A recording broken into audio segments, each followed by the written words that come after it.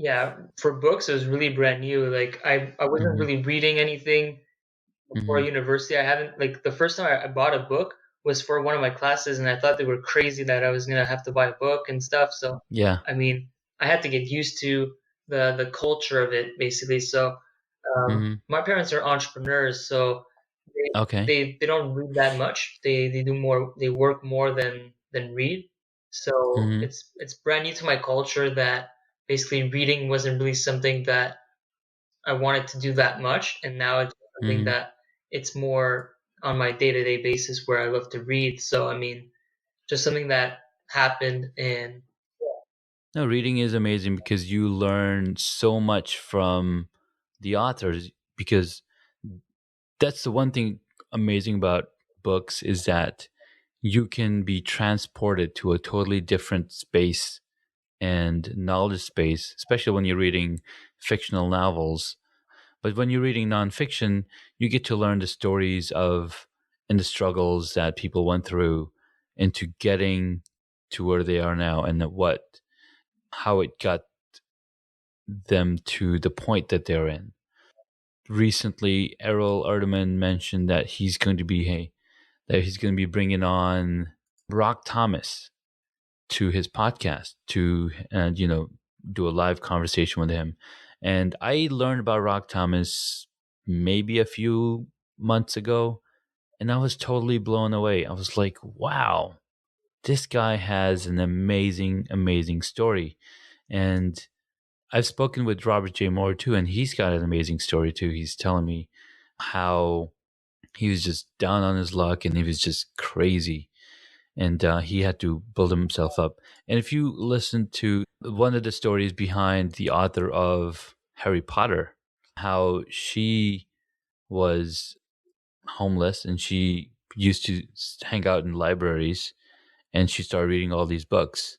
And then the other reason I asked about books is because, you're an author and I am hoping to become an author. One thing that I noticed with my son, my 8-year old, he loves to read books. He's going to be 9 years old by the time this episode publishes. So apologies on that. I've I've got some uh, backlogs, and an earlier podcast we were talking to, and my friend was just making fun of me. He's like, who knows when this podcast will see the light of day, because it's going to be the post dystopian, because flying cars are the future now, and Facebook doesn't exist anymore. It was just really out there. It's quite funny. But Robert J. Moore and all of these amazing folks have some crazy, awesome stories. And so, what I was mentioning is, my son, he loves to read books, and currently he's reading almost all the books that he can on the Diary of a Wimpy Kid. And I think before that, he was all over. I think last year he was all over Captain Underpants. And I'm like, what is this Captain Underpants? I mean, talking about underpants and talking about undergarments, it's something like taboo when I was growing up. We don't talk about these things. But now there's this kid's book called all about underpants and how this is Captain Underpants, and he's got these superpowers. So I was like, oh my God, this is crazy. But I'm trying to let him discover new things on his own. And he absolutely loves reading. He loves to tell stories as well. And I love the different questions that he asks. So tell me, what is your goal for 2019? Are you planning on picking up a hobby, or are you just going to focus on the passion that you have for writing books? yeah. So I'm mostly gonna focus on my passion for books because Mm-hmm. I also coach authors. So I also coach Okay. writers to become authors. So Mm-hmm. I coaches, speakers, and influencers, entrepreneurs to basically go from an idea to publish their Mm-hmm. book. So really, Yeah. I help. That's what I really do. I help those who want to get their book out in 90 days, so that in 90 Nice. days they can become a published author. Wow. Can you share some of those tips with my audience? Yeah, for sure. So basically, when we start, there's different process we can go through. There's an automated program where they can get the information themselves. I have Mm-hmm. I have an ebook that's currently out, I'm transforming Mm-hmm. the ebook into a workbook to get it out to print as well. But Okay. what I do one-on-one is really go through the idea process where we have to figure out an idea together and then decide on the title, the subtitle, and Mm-hmm. start writing, and then scheduling a writing schedule. Okay. And so, how would somebody go about setting up a writing schedule? Is that something that they remind themselves, or have an app remind them, or what's your process? My process is really dividing the word count Mm-hmm. into the 90 days. Okay. So basically, whatever word count you want to attain, Mm-hmm. you divide that by 90 days. Okay. So you know how many words you need to write every single day. Mm-hmm. So then you can keep yourself accountable on Google Docs. Mm-hmm. You can have an option where you can check your word count of the day. Yeah. And then if ever you don't attain it or you exceed it, Mm-hmm. you can say how many words you exceeded by or missing Mm-hmm. from the previous day. Okay. Now, some of the things that I've encountered when I was writing my chapter for the Magnetic Entrepreneur is that I didn't start really writing it. I started speaking it because I do not have the amount of time that I could put down to just sit down and be writing because of my other, what do you call it, responsibilities. So I have a 2 hour commute daily, and I would spend each of the hours to work on the part of the books that I want to write. And I've noticed that a lot of the times, either I'm repeating words or repeating concepts, and then sometimes the story is a tangent. So, how do you account for that when you're editing something? So, I understand that if you have a writing schedule, you're actually writing and be able to go back and look at, okay, what did I write about yesterday? Where does the story continue? Do you do a writing schedule, or do you also start with an outline, or do you do an outline? Yeah, so I rarely do an outline just because I like to write from the inspiration that comes to me. Okay. That I find a outline just restricts me of too many things. So if Mm-hmm. ever I want to write something else or I want to change Mm-hmm. ideas, then I'm Mm-hmm. open to it. Okay. So I basically just Um. set up a writing schedule and then go from there. And if ever let's say I write for 30 or 60 minutes, then I Mhm. stop, then I'm just gonna write maybe like one last sentence and say like continue writing about this or something. Okay. Yeah. Okay. That's pretty interesting way to look at it. So I took some writing courses through masterclass.com. One of them was with Malcolm Gladwell, and the second one is with James Patterson, the New York Times bestseller. I mean, every single novel that he puts out Mhm. is a bestseller. And both of them mentioned that, you should have some kind of an outline. It doesn't have to be in stone, but an outline where you talk about the different concepts, because what you're mentioning with writing 60 minutes or 90 minutes a day. I don't know if you mentioned 90 minutes. I think you said 30 to Yeah, 60. 30. Yeah. 30 to 60, right? So I think what that sounds like is a lot of free writing. Is that right? It's not free writing. So really the Okay. difference between free writing and writing for a book is that free writing Mm-hmm. doesn't always make sense. Okay. When I'm doing my writing for 30 to 60 minutes per day, Mm-hmm. so if I'm writing a book, say, Mm-hmm. well, I mean, all the content is relevant to the book. Yeah. Okay. So you figure out what book title is going to be, or what concepts you're going to be talking about in this book, Yep. right? Okay. Then you have an anchor point to say, okay, this is the flow of my story, and then you can add and subtract stories as you go along. Yeah, for sure. Like basically what you do Okay. is for the title, you keep it broad. Hmm. So really Keep a yeah, broad title. this is Okay. for nonfiction. So you keep it broad, Yeah. and then for the subtitle, Hmm. you keep it very niche. Okay. That makes sense. So you have a broad title to bring in everybody, and then when they see the subtitle, like, oh, it's not for me, or it is for me. Exactly, because the subtitle is really like what problem you're solving throughout the book. Mm-hmm. That is a really good point, because I never really thought about that when I was doing my chapter. And you gave me some really good points, like put the name in the beginning of the title of the chapter. Now I'm not sure when the book's going to go out. I've been talking back and forth with Robert as he's helping with the putting the book together and getting it out. I think the editors that are going through all the materials. So I got to go check with him and see how that's coming along. Really good points, man. I really appreciate it. Is there something you want to share with the audience that we might not know? I mean, we are a Hacks and Hobbies podcast talking about hacks and hobbies, which essentially covers all of life. Nice. Yeah, so basically, I'm also working on a book where it's the chapters are co-authored. So yeah, Mm-hmm. I'm having celebrities, influencers, I'm having entrepreneurs in there. So I'm really having the most successful stories and strategies because it's a strategy book that I'm creating, so that I'm getting Mm-hmm. like a step-by-step process of what success means to certain people. So Yeah. it's a little more like my previous book, but this time around it's less focused on Mm-hmm. interviews, but more focused on the story. So the person themselves, they write Nice. the chapter and they really explain to them Yeah. like what they do and how they help people, and basically just give them more insights about what success means to them and how they got success in their life. It's like I have Nice. multimillionaires in there. Um, I have Wow. Greg S. Reed that wrote an endorsement for the book. He's a New York Times bestselling Mm-hmm. author, and just having a lot of Nice. powerful people in there to share their message. That's very awesome. Now, how can people reach you and where can they find you? Yeah, for sure. So they can find me on Facebook. They can find me on Instagram. So on Instagram, it's Antoine Mm-hmm. underscore Airoldi. And on Facebook, it's just you can Okay. contact my personal page. Unfortunately I'm at 5,000 Mm-hmm. friends, so I can only do it through messages Yeah, now. of course. So people can Mm-hmm. contact me through there. I still see it. So yeah. Okay, perfect. I'll include the links to the book as well as the different places people can reach you. Do you have a specific website that people can go to as well and learn about if they wanted to bring you on for their services? Yeah, for sure. They can either go on how to write a book in 90days.com or Uh, antoinearaldi.com. all right, perfect. This was awesome, man. Thank you so much for your excellent tips. And we definitely look forward to speaking with you in the future.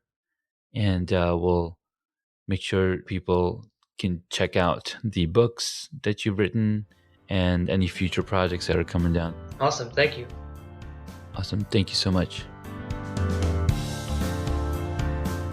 Thank you for listening to Hacks and Hobbies. You can find additional information on the guest today on the website hacksandhobbies.com. Please feel free to subscribe to the podcast so you don't miss out on upcoming interviews with amazing guests.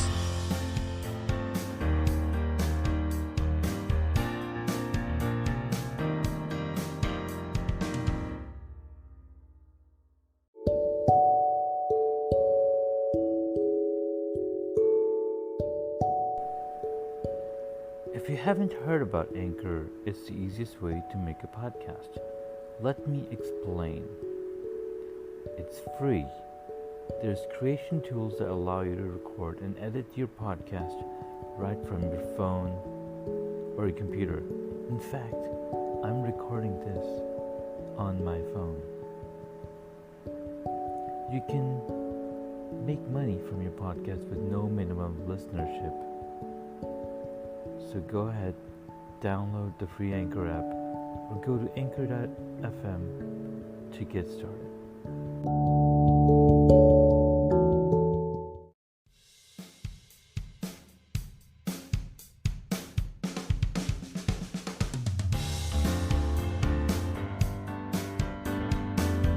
Thank you for tuning in to Hacks and Hobbies with your host, Junaid. In Season 2 of Hacks and Hobbies, we're visited by our amazing guests coming from all walks of life who want to learn their story, their struggles, and their journey on how they got to where they are today.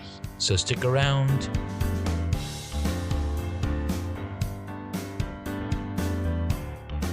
In this episode, we get to speak with Antoine Airoldi. He's a storytelling coach, a speaker, trainer, and author. He's helped tons of personal brands get more authority by transcribing their ideas for their written content. Antoine, welcome to the podcast. Thank you for having me. Absolutely.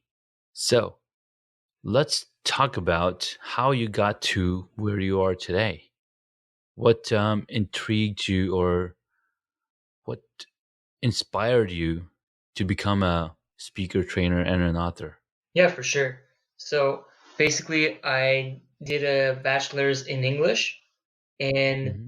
that's when I decided that I wanted to learn when I was still in university. I wanted to learn how I could become an author. And I know Hmm. it's not typical for every student to ask that question, but Yeah. I was reading a lot of books through school and outside of school. So I was reading like Seth Godin, Gary Vee, outside of the classroom, and I wanted to know, okay, I want to become an author. I want to be on the bookshelf. What can I do? Yeah. That was the first question Yeah. I asked myself. Mm. That is pretty on point. I mean, did you have anybody inspire you to become an author? I mean, it's great that you had your mind made up before going to college that you wanted to be an author, but like, what story in your life, in your background, inspired you to actually get there or become an author? Yeah, so basically my mind wasn't made up before university, but it was really during university where I was reading all these books and kept asking myself, if these people can be authors, what can I do to become an author, right? And there wasn't a story in Mm-hmm. particular, but it was more about Seth Godin's The Icarus Deception. So it's a book where Mm-hmm. he talks about art should be our primary focus in this life and that it Mm-hmm. helps the Mm-hmm. economy. And so I thought to myself, the art that I like to produce is written. So I like to write. And Mm. basically, with that book and the Ask Gary Vee book, I was just going through them and I stopped reading them halfway through. And I said, okay, I need to write a book. Yeah. And I didn't really know Yeah. the steps, but I just started Mm-hmm. writing. And that's really how I started becoming an author. Nice. No, no, that's really intriguing because I've know of Seth Godin, and I've read few of his books. Actually, no, I haven't read any of his books, but I've listened to a lot of his podcasts and his seen some of his videos, some of his talks. He's given some really amazing talks on the creator space and the because he essentially himself is a creator and an author, and he is in it to help everybody get to where they want to get to.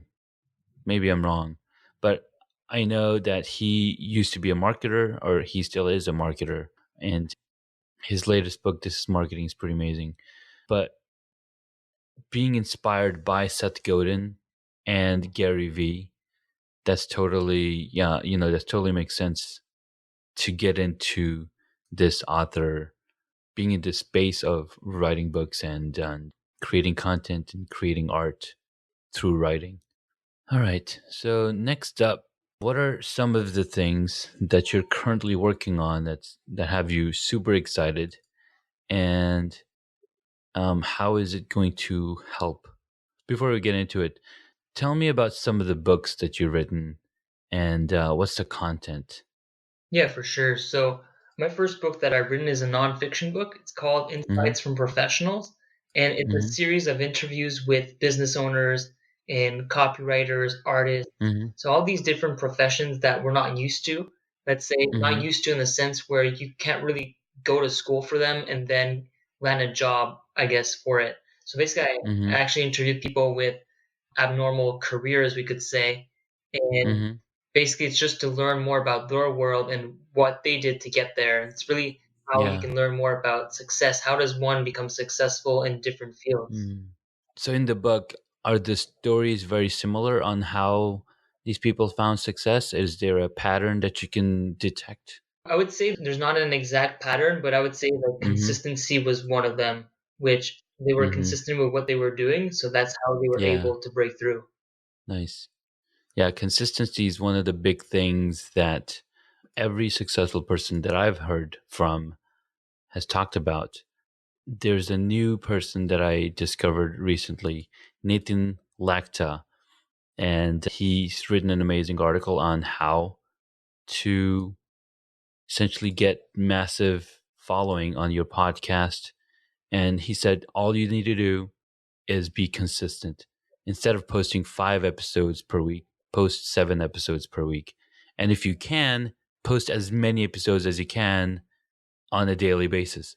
You can do multiple episodes in a day, or you can do spread them out. It all comes down to how much content you can create. And one person that followed that advice to the T is Tyler Wagner. He started his podcast about 10 months ago. And I've been following his journey, and I've been following him, and he was on the podcast. We got to talk to him on the podcast here as well. He's amassed 1,000 interviews with 1,000 people in 10 months. And I was like, holy smokes, how are you able to do that?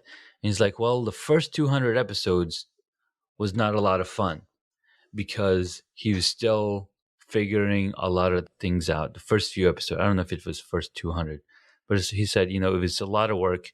And he's like, he finally figured out his system and he systemized it where he could then go in and be like, all right, this is the process of how I'm going to record and how I'm going to set it up.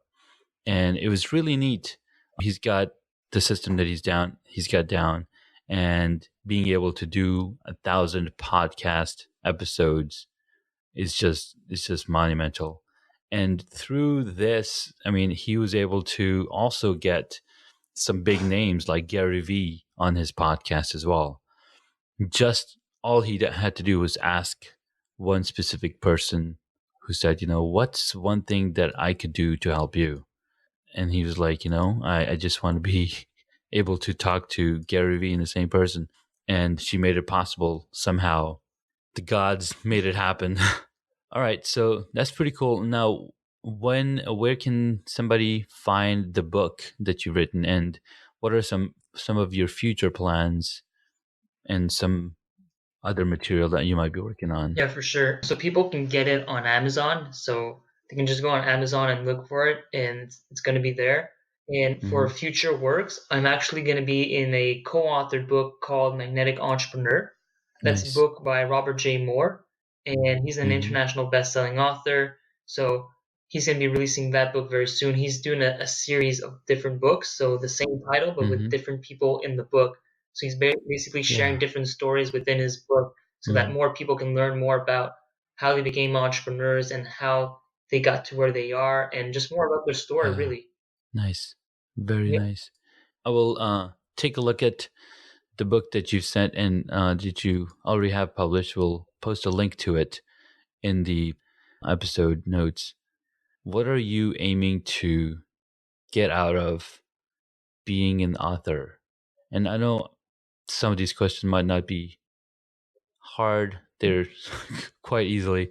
I'm just trying to see if you could tell us an awesome story that you have to the yeah, audience. for sure. So for me, writing is something that I love to do. It makes me more creative. So just Hmm. writing down anything, basically. If it's not a book, it's just writing, writing my goals, writing what I want to accomplish in the day, right? Just writing Hmm. down anything. It's just for me, it's just a creative habit that I have and I like to do it. So I Hmm. mean, that's really why I write. All right. So I one question that we asked before you get on the podcast is, what is one hobby that you wish you got into?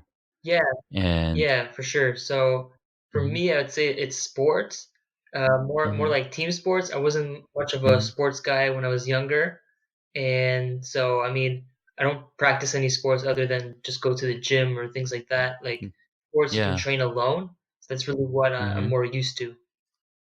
Okay. So what are some of these sports that you wish you got into? Like, I know you mentioned team sports. Was it basketball or football or hockey? Yeah, there's none in Hmm. particular. It's just maybe more about doing more, I guess, team Hmm. sports. I guess I didn't really have one in Yeah. particular. I like playing Hmm. basketball. Okay. It's pretty cool. So one thing that I've noticed in myself as well, I didn't really. I mean, I played some team sports growing up with my classmates, but I was never the best. I was always, either a goalie or either a defense for in basketball, or either fielding while we were playing cricket. And I never really stepped it up, and like, oh, this is absolutely what I want to do. It's because I just didn't have the passion for it. And I think it mostly comes from watching my dad work super hard, and he was into technology more or less. And so the one thing that I did love to do was biking, cycling. And throughout my younger age, I always had a bicycle where I could ride to wherever I wanted to get to. And what's funny is every single bicycle that I typed that I had a BMX once, I had a banana bike once, I had a mountain bike. Every single bike ended up getting stolen because kids just like to steal stuff. And this is mainly my fault because I would be running an errand. I would park the bike outside the store because I was living in Saudi Arabia.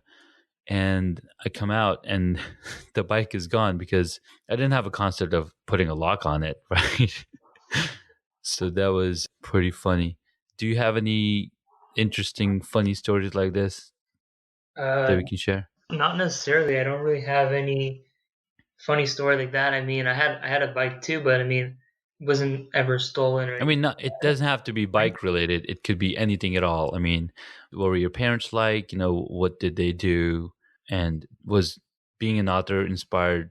Well, you said your main inspiration was Seth Godin, but was it somewhere in your childhood that you were reading a lot of books, or was it very brand new?